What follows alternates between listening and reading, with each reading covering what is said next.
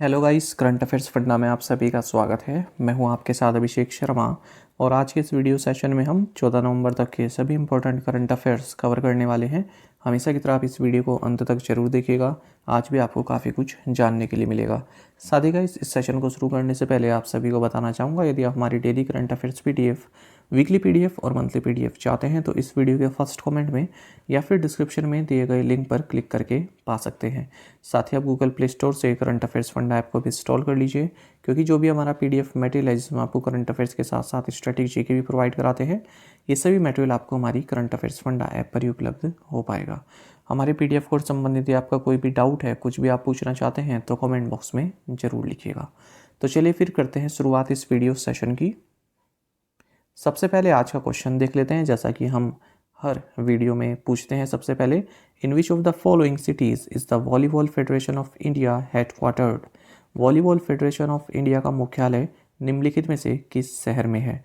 ये हाल ही में एक एग्ज़ाम हुआ था चंडीगढ़ हाई कोर्ट का, उसमें ये क्वेश्चन पूछा गया था। ऑप्शंस बता देते हैं, पुणे, चेन्नई, न्यू दिल्ली या फिर बेंगलुरु। तो जल्दी से आप कमेंट बॉक्स में आंसर कर दीजिए, फिर आगे बढ़ेंगे। जहाँ तक मुझे लगता है बहुत कम एस्पिरेंट होंगे जिसको इसका सही आंसर मालूम होगा, फिर भी कोशिश कीजिएगा आप लोग।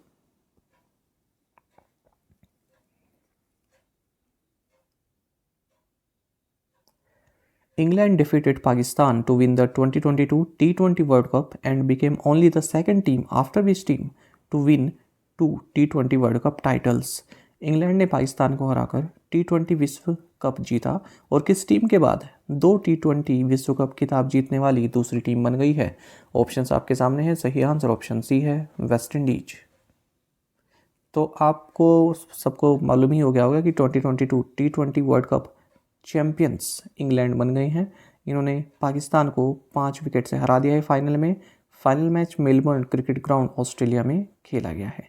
आपको बता दें 2019 में जो वर्ल्ड कप हुआ था, 50 ओवर्स का जो वर्ल्ड कप हुआ था, वो भी इंग्लैंड ने जीता था और ये वाला T20 वर्ल्ड कप भी इंग्लैंड ने जीत लिया है। तो अब ये एक साथ दोनों वर्ल्ड कप की चैंपियन है। तो ऐसा जो है करने वाली ये पहली टीम बन गई है जो कि वाइट बॉल चैंपियंस है। 50 ओवर भी इनके पास है अभी वर्ल्ड कप, और 20 ओवर का वर्ल्ड कप भी इन्हीं के पास है। आपको बता दें इंग्लैंड ने अपना पहला T20 वर्ल्ड कप 2010 में जीता था और इस तरह से आप ये कह सकते हैं कि ये वेस्ट इंडीज़ के बाद दूसरी टीम बन गई है जिसने 2 बार T20 वर्ल्ड कप टाइटल जीते हैं। वेस्ट इंडीज़ भी 2 बार जीत चुकी है और अब इंग्लैंड भी 2 बार जीत चुकी है। 2010 में जीता और अब एक ये 2022 में जीता। आपको जानना चाहिए, अगर हम प्लेयर ऑफ द टूर्नामेंट की बात करें तो इंग्लैंड के सैम करन यहाँ पर प्लेयर ऑफ द टूर्नामेंट रहे। प्लेयर ऑफ द मैच भी यही रहे हैं। अगर हम पूरे वर्ल्ड कप में मोस्ट रन्स की बात करें, सबसे ज़्यादा रन्स स्कोर विराट कोहली ने किए हैं। सबसे ज़्यादा विकेट्स की बात करें तो वनिंदु हसरंगा ने सबसे ज़्यादा विकेट लिए हैं, ये श्रीलंका से हैं। अगर हम यहाँ पर प्राइज मनी की बात करें तो चैंपियन इंग्लैंड को 1.6 मिलियन US डॉलर मिले हैं, जो कि लगभग 13 करोड़ के आसपास होते हैं। अगर हम पाकिस्तान की बात करें तो पाकिस्तान को 8 लाख US डॉलर मिले हैं, लगभग 6.5 करोड़ के आसपास। और न्यूजीलैंड और इंडिया जो कि सेमीफाइनलिस्ट रहे, इनको 4 लाख US डॉलर के आसपास मिले हैं, जो कि लगभग 3.22 करोड़ रुपए होते हैं। In November, along with Italy, Mexico, Thailand, and Vietnam, which other country was removed by US from its currency monitoring list? नवंबर में इटली, मैक्सिको, थाईलैंड और वियतनाम के साथ अमेरिका ने अपनी मुद्रा निगरानी सूची से किस अन्य देश को हटा दिया है? ऑप्शंस आपके सामने हैं। सही आंसर ऑप्शन ए है, इंडिया। तो आपको जानना चाहिए US डिपार्टमेंट ऑफ ट्रेजरी ने अपनी करेंसी मॉनिटरिंग लिस्ट से इंडिया को रिमूव कर दिया है। अक्टूबर 2018 में भारत को करेंसी वॉच लिस्ट में डाला गया था, इस लिस्ट में डाला गया था। उसके बाद मई 2019 में रिमूव कर दिया गया, फिर से दिसंबर 2020 में इस लिस्ट में इंक्लूड किया गया और अब रिमूव कर दिया गया है। आपको जानना चाहिए भारत के साथ साथ ही यूनाइटेड स्टेट्स ने इटली, मैक्सिको, थाईलैंड और वियतनाम को भी करेंसी मॉनिटरिंग लिस्ट से रिमूव कर दिया है। करेंसी मॉनिटरिंग लिस्ट की अगर हम बात करें तो US डिपार्टमेंट ऑफ ट्रेजरी उन सभी कंट्रीज़ को करेंसी मॉनिटरिंग लिस्ट में रखता है जिन्हें ये समझता है कि ये कंट्रीज़ या फिर इनका सेंट्रल बैंक करेंसी मैनिपुलेट कर रहा है। करेंसी मैनिपुलेट से संबंधित है कि जो सेंट्रल बैंक है उस देश का वो अपनी करेंसी को वीक कर रहा है ताकि जो ट्रेड सरप्लस है उसको बूस्ट मिल सके, या फिर जो फॉरेन करेंसी है उसको बाय या फिर सेल कर रहे हैं ताकि जो एक्सपोर्ट है वो तो चीपर हो सके और इंपोर्ट जो है वो एक्सपेंसिव हो सके। आपको जानना चाहिए फिलहाल इन 5 देशों को हटा दिया गया है जिनकी हमने बात की, और अब इस लिस्ट में 7 देश हैं। जो करेंसी मॉनिटरिंग लिस्ट है इसमें 7 देश बचे हैं: China, Japan, Korea, Germany, Malaysia, Singapore और Taiwan. 7 economies. South India's first Vande Bharat express has been flagged off in which city? दक्षिण भारत की पहली वंदे भारत एक्सप्रेस को किस शहर में हरी झंडी दिखाकर रवाना किया गया है? ऑप्शंस आपके सामने है। सही आंसर ऑप्शन सी है, बेंगलुरु।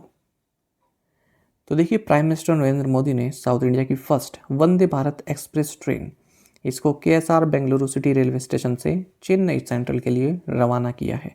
आपको बता दें ये देश की 5th वंदे भारत एक्सप्रेस ट्रेन है और ये चेन्नई, बेंगलुरु, मैसूर के बीच में कनेक्टिविटी को इन्हेंस करेगी। आपको जानना चाहिए भारत सरकार का लक्ष्य है कि 2023 के अंत तक 75 इस तरह की ट्रेन वंदे भारत जो एक्सप्रेस ट्रेन हैं इनको चलाया जाए। साथ ही प्राइम मिनिस्टर नरेंद्र मोदी ने फर्स्ट भारत गौरव ट्रेन को भी लॉन्च किया है बेंगलुरु से वाराणसी तक, जो श्रद्धालु हैं उनके लिए। तो ये 8 डे टूर पैकेज है, डिस्काउंटेड रेट्स यहाँ पर प्रोवाइड कराया जा रहा है। वाराणसी, अयोध्या, प्रयागराज यहाँ पर कवर कर सकते हैं। कर्नाटक सरकार इसके लिए 5,000 रुपये की सब्सिडी भी प्रोवाइड कराती है काशी यात्रा पिलग्रिम्स के लिए। ये जो ट्रेन है ये मुजराई डिपार्टमेंट ऑफ कर्नाटका द्वारा ऑपरेट की जा रही है under Bharat Gaurav train policy of ministry of railways. साथ ही आपको जानना चाहिए प्राइम मिनिस्टर नरेंद्र मोदी ने केम्पेगौड़ा इंटरनेशनल एयरपोर्ट के टर्मिनल 2 को भी इनोग्रेट किया है बेंगलुरु में, जो कि 5,000 करोड़ रुपए की लागत से बना है। साथ ही आपको जानना चाहिए प्राइम मिनिस्टर नरेंद्र मोदी ने 108 feet long bronze statue of Shri Nada Prabhu Kempegowda इनको भी इनोग्रेट किया है, इस स्टैचू को, जो बेंगलुरु इंटरनेशनल एयरपोर्ट है इसके प्रेमाइसिस में। और जो ये स्टैचू है इसको स्टैचू ऑफ प्रॉस्पेरिटी का नाम दिया गया है। आपको बता दें नादा प्रभु केम्पेगौड़ा ये बेंगलुरु सिटी के फाउंडर रहे हैं। अच्छा, ये जो स्टैचू है इसको किसने कंसेप्चुलाइज्ड या फिर स्कल्पचर कौन है इसके? ये है राम बी सुतार, जिन्होंने स्टैचू ऑफ यूनिटी को डिज़ाइन किया है। Who launched the 4th edition of Fit India School Week mascots तूफान एंड तूफानी? Fit India school week mascots तूफान और तूफानी का 4था संस्करण किसने लॉन्च किया? ऑप्शंस आपके सामने हैं। सही आंसर ऑप्शन ए है, PV सिंधु। तो Olympic double medallist PV Sindhu, इन्होंने fit India school week mascots Toofan Toofani इसका 4th एडिशन लॉन्च किया है। आप सभी जानते हैं fit India movement prime minister Narendra Modi द्वारा साल 2019 में लॉन्च किया गया था और इसी के साथ 2019 में ही दिसंबर के महीने से fit India school week programme भी हर साल हम मनाते आ रहे हैं। Which railway station was awarded Eat Right Station certification with a 4-star rating by FSSAI? किस रेलवे स्टेशन को FSSAI द्वारा 4 स्टार रेटिंग के साथ ईट राइट स्टेशन प्रमाणन से सम्मानित किया गया? ऑप्शंस आपके सामने हैं। सही आंसर ऑप्शन बी है, भोपाल रेलवे स्टेशन। तो आपको जानना चाहिए इंडियन रेलवे का जो भोपाल रेलवे स्टेशन है मध्य प्रदेश में, इसको 4 star eat right station certification मिला है for providing high quality nutritious food to passengers. ये सर्टिफिकेशन FSSAI द्वारा दिया गया है। और क्यों दिया गया है 4 स्टार रेटिंग? 4 स्टार रेटिंग का मतलब होता है कि आप जो फूड से संबंधित जो पैरामीटर्स हैं, जैसे हाइजीनिक होना चाहिए और सेफ़ होना चाहिए, क्लीनलीनेस होनी चाहिए, इनके साथ आप पूरी तरह से कंप्लायंस कर रहे हैं। The Indian waterways authority of India IWAI organised PM Gati Shakti multi modal waterways summit in which city? भारतीय जलमार्ग प्राधिकरण ने किस शहर में PM Gati Shakti multi model जलमार्ग शिखर सम्मेलन का आयोजन किया है? ऑप्शंस आपके सामने हैं। सही आंसर ऑप्शन बी है, वाराणसी। काफ़ी महत्वपूर्ण क्वेश्चन है ये। तो देखिए Indian waterways authority of India IWAI, जो कि ministry of port shipping and waterways government of India के तहत आता है, इसने PM Gati Shakti multi modal waterways summit को ऑर्गेनाइज किया है। किस स्थान पर? Deendayal Hastkala Sankul, trade centre and museum, Varanasi, Uttar Pradesh में। आपको जानना चाहिए इसी मौके पर एक MOU भी साइन किया गया IWAI और कोचिन शिपयार्ड लिमिटेड के बीच में। किस लिए? For electric battery powered hybrid catamarans for Assam. आपको जानना चाहिए PM गति शक्ति नेशनल मास्टर प्लान के बारे में, जिसको 13 अक्टूबर 2021 को प्राइम मिनिस्टर नरेंद्र मोदी द्वारा लॉन्च किया गया था। तो इसका मकसद क्या है? हमारे देश में जितने भी जो सेज हैं तो उनको उनकी इंफ्रास्ट्रक्चर को बढ़ाना, उनकी कनेक्टिविटी को बढ़ाना।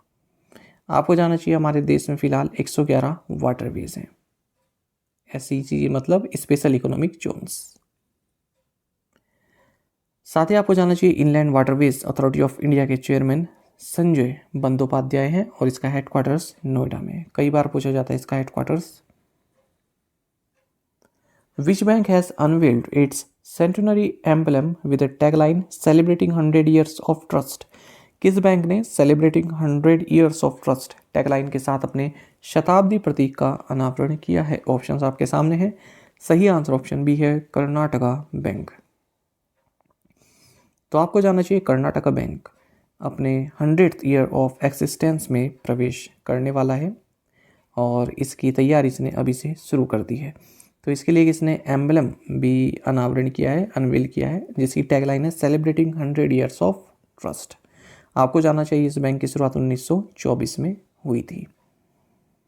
अच्छा, हमने ये भी देखा पिछले महीने का करंट अफेयर कि अपना 2023-24 में जो ये अपने 100 साल को जो सेलिब्रेट कर रहा है, इस मौके पर इसने एक टर्म डिपॉजिट स्कीम भी लॉन्च की थी, KBL सेंचुरी डिपॉजिट स्कीम।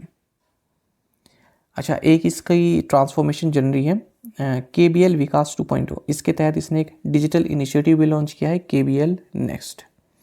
बाकी कर्नाटका बैंक के बारे में आप जानते हैं, हेडक्वार्टर्स बेंगलुरु में है, MD एंड CEO महाबलेश्वरा MS है, टैगलाइन है your family bank across India.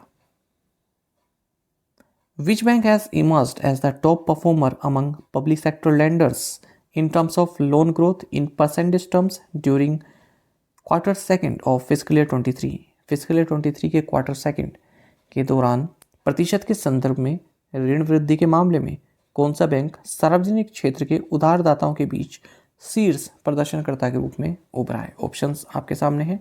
सही आंसर ऑप्शन डी है, bank of Maharashtra. Simple term में बात करें तो लोन एडवांसेस सबसे ज़्यादा किसने दिए हैं फिस्कल 23 के सेकंड क्वार्टर में, ये पूछा जा रहा है। तो आंसर है बैंक ऑफ महाराष्ट्र।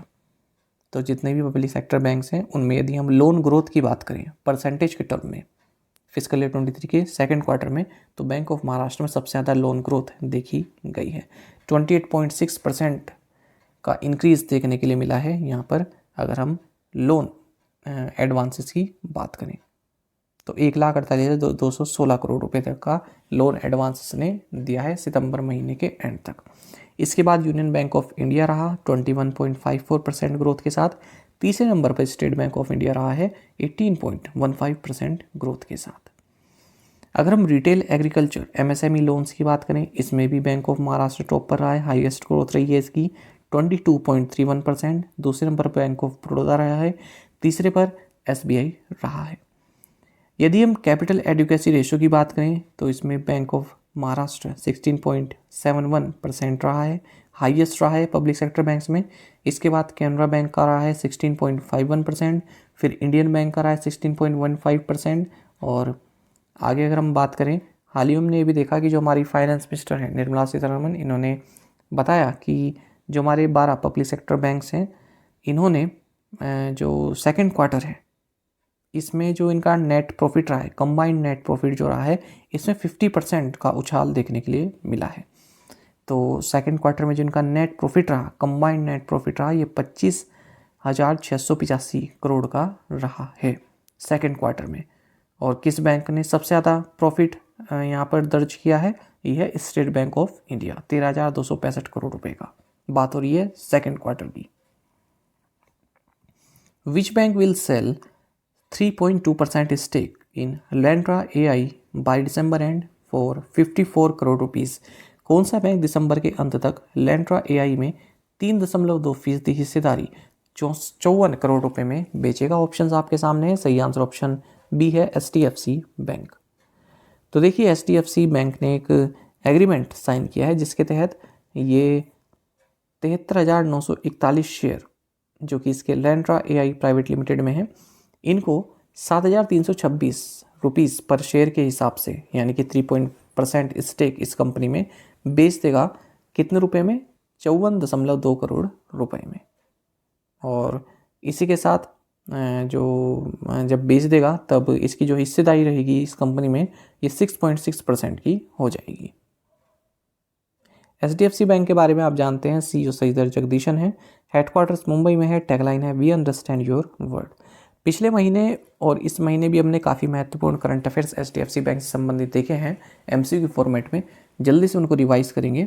आपको जानना चाहिए एचडीएफसी बैंक ने एक एमओयू अनाउंस किया इंस्टीट्यूट ऑफ इकोनॉमिक ग्रोथ के साथ, जिसके तहत ये chair of banking and finance setup करेंगे। एचडीएफसी बैंक ने इंडिया का first electronic bank guarantee issue किया है। एचडीएफसी बैंक ने मुंबई की जो बेस्ट बस सर्विसेज है उनके साथ मिलकर आओ बस कनेक्ट कैंपेन लॉन्च किया है। एचडीएफसी बैंक का जो एक्सप्रेस कार लोन है इसको ग्लोबल फिनटेक फेस्ट में best in class lending solution नामित किया गया। एचडीएफसी बैंक ने स्मार्ट हब व्यापार लॉन्च किया है मर्चेंट्स के लिए। एचडीएफसी बैंक को यूरोमनी मैगजीन द्वारा SME banking and diversity inclusion में मार्केट लीडर नामित किया गया है। Sangai festival 2022 is scheduled to be held in which state? Sangai महोत्सव 2022 किस राज्य में आयोजित होने वाला है? ऑप्शंस आपके सामने है। सही आंसर ऑप्शन बी है, मणिपुर। देखिए, मणिपुर में संगाई फेस्टिवल अब होगा 21 से 30 नवंबर के बीच में ये चलने वाला है। आपको बता दें 2 साल के गैप के बाद होने वाला है और इसका थीम रहेगा फेस्टिवल ऑफ वननेस। तो संगाई यहाँ का स्टेट एनिमल है, उसी के नाम पर इस फेस्टिवल को नाम दिया गया है। बाकी आपको जानना चाहिए मणिपुर के बारे में, कैपिटल इम्फॉल है और गवर्नर ला गणेशन है, chief minister N Biren Singh है। यहाँ के फेस्टिवल काफ़ी महत्वपूर्ण है आपके एग्जाम पॉइंट ऑफ व्यू से।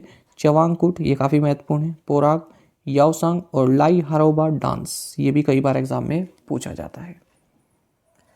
फ्रेंड्स, अगर आपको कंटेंट अच्छा लगता है तो आप वीडियो को लाइक और शेयर भी कर सकते हैं। इस तरह से आप केवल इतना ही कंट्रीब्यूशन आपसे चाहिए। यदि आपको कंटेंट अच्छा लगता है तो वीडियो को लाइक और शेयर, जिस भी ग्रुप में आप जुड़े हों, एक बार तो आप शेयर कर ही सकते हो। How many medals did India rank third win at the Asian boxing championships 2022 in Amman Jordan? Amman Jordan में एशियाई मुक्केबाजी चैंपियनशिप 2022 में भारत ने तीसरे स्थान पर रहते हुए कितने पदक जीते? ऑप्शंस आपके सामने हैं। सही आंसर ऑप्शन ए है, 12। सबसे पहले तो आपको यही जानना चाहिए कि 2022 की एशियन एमेच्योर बॉक्सिंग चैंपियनशिप ये कहाँ पर हुई है? ये अम्मान जॉर्डन में हुई है।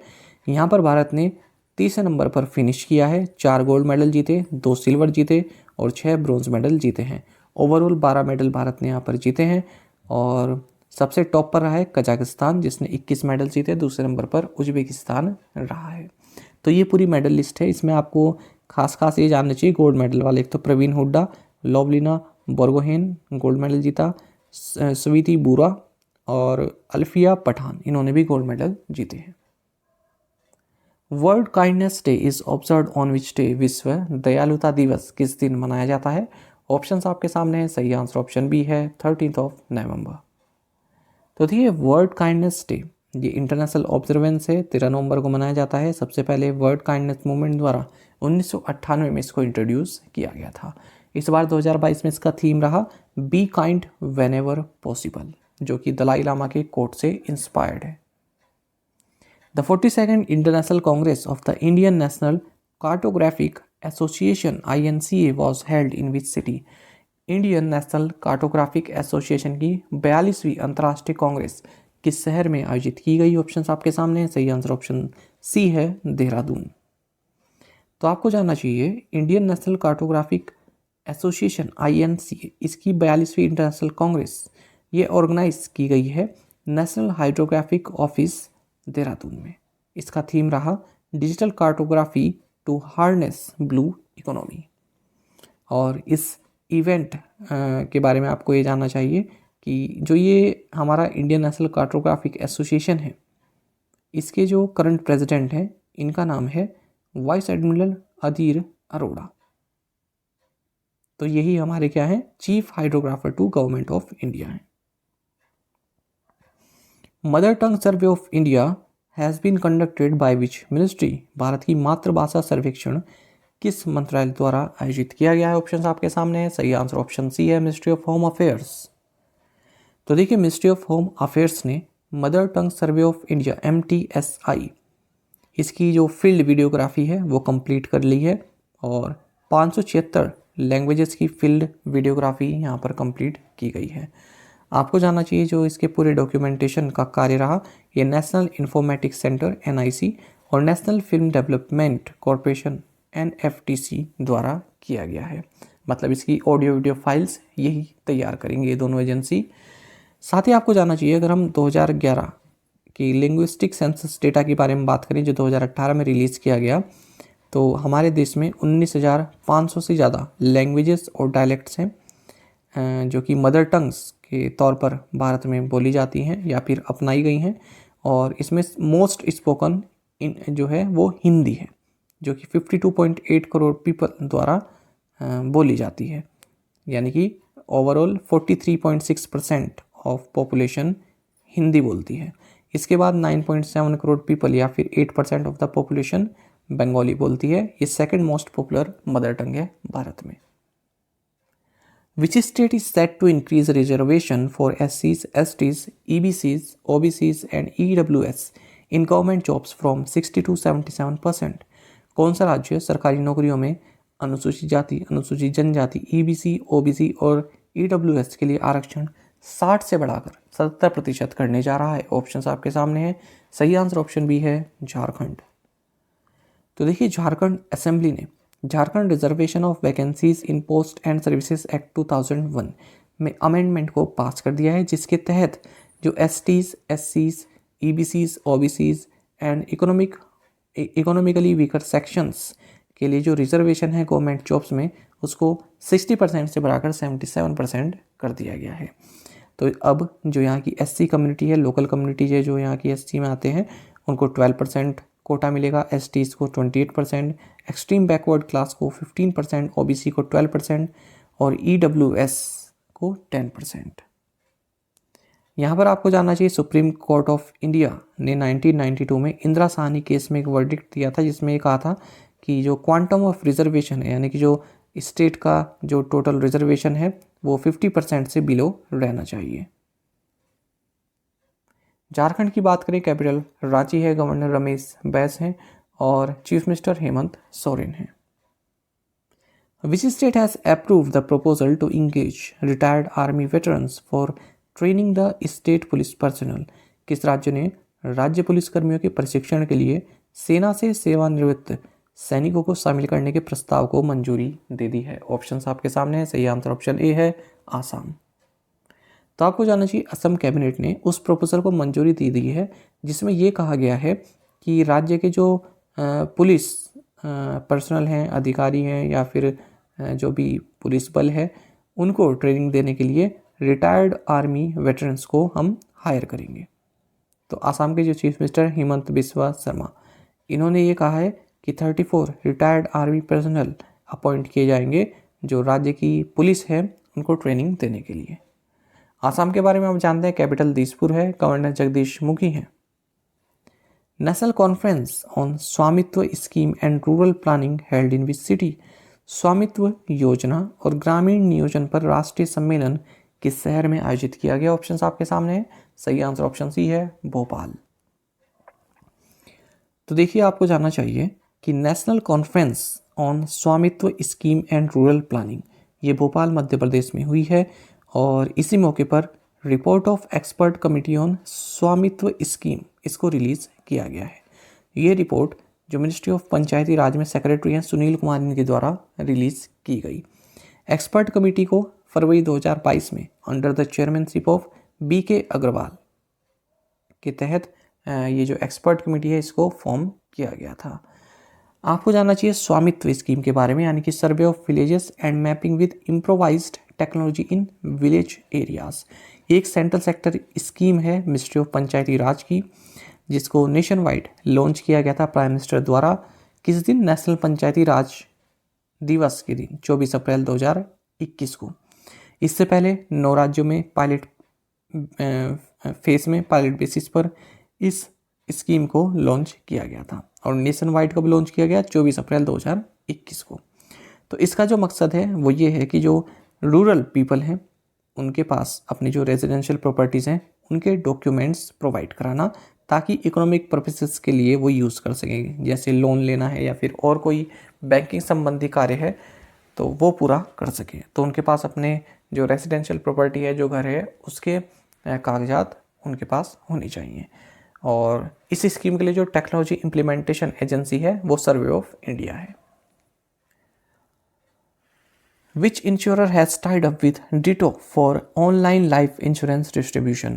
ऑनलाइन जीवन बीमा वितरण के लिए किस बीमाकर्ता ने डिटो के साथ समझौता किया है? ऑप्शंस आपके सामने है। सही आंसर ऑप्शन ए है मैक्स लाइफ इंश्योरेंस। तो देखिए, max life insurance company limited, इसने एक MOU साइन किया है जो लाइफ इंश्योरेंस प्रोडक्ट है उसके डिस्ट्रीब्यूशन के लिए। किसके साथ? Tectorial consulting private limited ditto के साथ। तो इसके तहत जो डिटो का इंश्योरेंस एडवाइजरी प्लेटफॉर्म है वहाँ पर ये मैक्स लाइफ इंश्योरेंस कंपनी अपने जो प्रोडक्ट्स हैं, लाइफ इंश्योरेंस संबंधित जो प्रोडक्ट्स हैं, वो कस्टमर्स को सेल करेगा। 11th session of inter governmental commission on trade, economic, scientific, technological and cultural cooperation was held between India and which country? व्यापार, आर्थिक, वैज्ञानिक, तकनीकी और सांस्कृतिक सहयोग पर अंतर सरकारी आयोग का 11वां सत्र भारत और किस देश के बीच आयोजित किया गया है? सही आंसर ऑप्शन बी है बेलारूस। तो देखिए, 11th session of India Belarus inter governmental commission on trade, economic, scientific, technological and cultural cooperation, ये न्यू दिल्ली में आयोजित किया गया है। इसमें केवल इतना ही आपको जानना है। बेलारूस की अगर हम बात करें, कैपिटल मिन्स्क है, कई बार पूछी जाती है। प्रेसिडेंट हैं आपके अलेक्जेंडर लुकाशेंको, ये भी कई बार चर्चा में रहते हैं क्योंकि रशिया के साथ इनकी बहुत पक्की दोस्ती है और एक तरह के तानाशाह इनको बताया जाता है बेलारूस में। करेंसी है यहाँ की बेलारूसियन रूबल। अच्छा, साथ ही इसी तरह की एक मीटिंग और हुई है, ये भी आप यहीं पर जान लीजिए इसी के साथ, ताकि पढ़ने में आसानी रहे। जो हमारी finance and corporate affairs minister हैं निर्मला सीतारमन, इन्होंने United states treasury secretary doctor Janet L Yellen के साथ मिलकर India US economic and financial partnership की 9th मीटिंग को ऑर्गेनाइज किया। National conclave on science and technology for empowerment of tribal community held at which IIT, जनजातीय समुदाय के सशक्तिकरण के लिए विज्ञान और प्रौद्योगिकी पर राष्ट्रीय कॉन्क्लेव किस IIT में आयोजित किया गया? ऑप्शंस आपके सामने हैं। सही आंसर ऑप्शन डी है IIT गुवाहाटी। तो देखिए, union minister doctor Jitendra Singh, इन्होंने IIT गुवाहाटी में national conclave on science and technology for empowerment of tribal community, इसको संबोधित किया है। इस कॉन्फ्रेंस का थीम रहा science and technology empowerment of tribal community. Which state launched logo of purple fest, किस राज्य ने पर्पल फेस्ट का लोगो लॉन्च किया? ऑप्शंस आपके सामने है। सही आंसर ऑप्शन ए है गोवा। तो देखिए, गोवा के चीफ मिनिस्टर प्रमोद सावंत, इन्होंने पर्पल फेस्ट का लोगो लॉन्च किया है। आपको बता दें, जो पर्पल फेस्ट है ये 3 दिन का फेस्ट होने वाला है जनवरी 2023 में। पर्पल फेस्ट यानी कि सेलिब्रेटिंग डाइवर्सिटी, ये first of its kind festival है जो कि जो डिसेबल पीपल हैं, जो पर्सन्स विद डिसेबिलिटीज़ हैं, उनको डेडिकेटेड है। गोवा के बारे में आप जानते हैं, गवर्नर PS श्रीधरन पिल्लई हैं, चीफ मिनिस्टर प्रमोद सावंत हैं, कैपिटल पणजी है। अच्छा, गोवा से संबंधित एक महत्वपूर्ण करंट अफेयर ये भी है, यहीं पर जान लीजिए कि international film festival of India का 53rd एडिशन ये गोवा में होने वाला है 20 नवंबर 2022 से। और इसमें एक खास बात ये भी रहेगी कि देखिए, एक इंडियन फिल्म है जिसमें केवल इंडिजिनस पीपल ने ही काम किया है। ठीक है, तो ऐसी फर्स्ट इंडियन फिल्म है पूरे इतिहास में अब तक की जिसमें केवल इंडिजिनस पीपल ने ही जो है स्टार कास्ट जो है वो इंडिजिनस पीपल है। और इस फिल्म का नाम है दाबरी कुरुवी। इसको डायरेक्ट किया है प्रियनंदन द्वारा, इसको डायरेक्ट किया गया है इस फिल्म को। तो ये फिल्म भी इस international film festival of India में फीचर करने वाली है। साथ ही आपको जानना चाहिए जब ये फेस्टिवल ओपन होगा तो जो ओपनिंग जो मूवी रहेगी वो Austrian movie Alma and Oscar रहने वाली है, जिसको राइटर बेंडर द्वारा डायरेक्ट किया गया है। How many voters are aged above 100 in India? Bharat में 100 से अधिक आयु के कितने मतदाता हैं? ऑप्शंस आपके सामने है। सही आंसर ऑप्शन बी है 2.49 लाख। तो देखिए, हमारे जो चीफ इलेक्शन कमिश्नर हैं राजीव कुमार, इन्होंने हाल ही में ये बताया कि भारत में जो वोटर्स हैं जिनकी एज 100 से ऊपर है उनकी संख्या 0.24 मिलियन है, यानी कि 2.49 लाख है उनकी संख्या। और यदि हम उनकी बात करें ऐसे वोटर्स की जिनकी एज 80 से ज़्यादा है तो वे 18 मिलियन है, यानी कि 1.8 करोड़ ऐसे लोग हैं। अच्छा, हाल ही में आपको ये जानना चाहिए लेजिस्लेटिव इलेक्शंस होने वाले हैं। तो हिमाचल प्रदेश में 12 नवंबर को हुए हैं और यहाँ पर 68 मेंबर्स चुने जाएंगे, ठीक है, जो असेंबली की स्ट्रेंथ है। और इसमें एक महत्वपूर्ण आपको ये जानना चाहिए कि वर्ल्ड का highest polling station booth Himachal Pradesh में है। यह 15,256 फीट की हाइट पर कहाँ पर है? हिमाचल प्रदेश के लाहौल एंड स्पीति डिस्ट्रिक्ट के ताशीगांव में वर्ल्ड का हाईएस्ट पोलिंग स्टेशन बूथ। इसी तरह से गुजरात असेंबली इलेक्शन के बारे में आपको जानना चाहिए। 2 फेसेस में होने वाले हैं, 1 दिसंबर और 5 दिसंबर को, और 182 सीट्स के लिए ये इलेक्शंस होंगे। चलिए प्रीवियस असाइनमेंट क्वेश्चंस के आंसर देखेंगे। World pneumonia day is observed on which day? Answer is 12th of November. Viacom 18 Sports robbed in which actor for its NBA ad campaign? Ranveer Singh. Maharashtra first greenfield electronics manufacturing cluster to be set up at which place? Answer is Ranjanagaon near Pune. Sikh prayer book Nitnem Gutka issued to Sikh military personnel of which country after 100 years? Answer is United Kingdom. Who unveiled the booklet agenda for members of Panchayati Raj institutions for rural development? Giriraj Singh. Which company won the Cloud Native Award at the 24th World Communication Awards ceremony that was held in London by Total Telecom? Answer is Jio Platforms Limited, JPL. आप में से कई students ने बिल्कुल सही answer दिया है। इसी तरह से आप पार्टिसिपेट करते रहिए और आपसे रिक्वेस्ट है कि ज़्यादा से ज़्यादा संख्या में पार्टिसिपेट किया कीजिए। एक क्वेश्चन का आंसर भी अगर आता है तो वो भी आप बताया कीजिए। केवल 12 से 14 एस्पिरेंट्स ही हैं जो डेली इसको आंसर करते हैं और मैं उनको अप्रिशिएट करता हूँ कि आप लोग डेली 7-8 क्वेश्चंस के आंसर देते हैं, उनको टाइप करते हैं। तो वाकई में ये एक बहुत बड़ी बात है जो डेली ऐसा काम करते हैं। What is Mastodon? Name the central vigilance commissioner. Which is the top millet producing state in India? National legal services day is observed on which day? Which edition of ASEAN India Summit held in Phnom Penh, Cambodia? Name the 16-year-old Hyderabad student who represented India at UN Climate Summit COP27.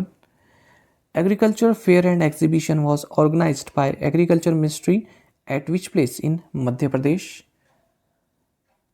देख लीजिए फिर से, answer कर दीजिएगा। साथ ही current affairs funda आप Telegram पर भी ज्वाइन कर सकते हैं। यहाँ पर रेगुलर वीडियो अपडेट्स और करंट क्विज़ हम आप सभी के लिए डालते रहते हैं। साथ ही डिस्कशन ग्रुप में आप किसी भी क्वेश्चन का सॉल्यूशन पा सकते हैं। दोस्तों, यहाँ पर हमारे करंट अफेयर्स की प्लेलिस्ट दी गई है, इसको आप जरूर देखें। अपने दोस्तों के साथ, फेलो एस्पिरेंट साथ हमारे करंट अफेयर्स को शेयर जरूर करें। आज का सेशन आपको कैसा लगा कमेंट बॉक्स में जरूर बताइएगा। Thank you guys.